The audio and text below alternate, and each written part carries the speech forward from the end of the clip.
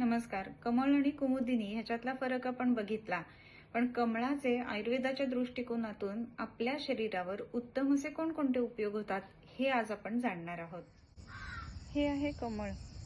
कमळाचा उपयोग आयुर्वेदाने अतिशय वेगवेगळ्या पद्धतीने केलेला आहे. कमळामध्ये अनेक प्रकार असतात. सूर्यविकासे कमळ, चंद्रविकासे कमळ, तसंच पांढरं, निळं किंवा लाल कमळ. ह्या कमळांचा उपयोग शरीरामधलं पित्त कमी करण्याच्या दृष्टीने अतिशय उत्तम पद्धतीने होत असतो. कमळाच्या पाकळ्या स्वेदन करत असताना डोळ्यांवर आणि हृदयावरती म्हणजे छातीवरती ठेवल्या जातात. त्याचप्रमाणे कमळाच्या ज्या पाकळ्या आहेत तर त्यांचं चूर्ण करून पित्त शमनासाठी वापरलं जातं. त्याचबरोबरीनं पित्त शमन करत असताना हृदयाच्या दृष्टीने सुद्धा हे कमळ हृदय म्हणून सांगितलेलं आहे, म्हणजेच हितकर असं आहे. या कमळाच्या नालाचा म्हणजे जो दांडा असतो त्याचा क्षार करून हृदयाचे जे ब्लॉकेजेस असतात त्यासाठी देखील उपयोग होत असतो. कमळाचं काम आपल्या मनावर देखील होत असतं.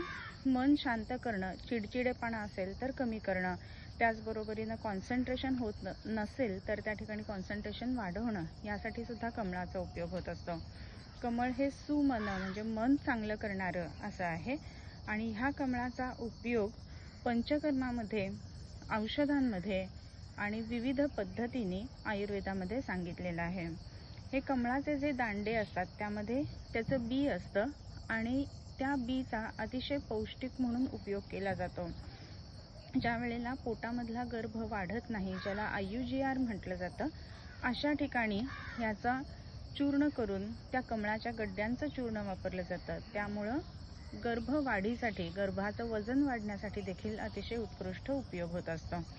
तसंच वेगवेगळ्या स्त्री रोगांमध्ये सुद्धा या कमळाच्या दांड्याचा आणि कमळाच्या पाकळ्यांचा उपयोग होत असतो.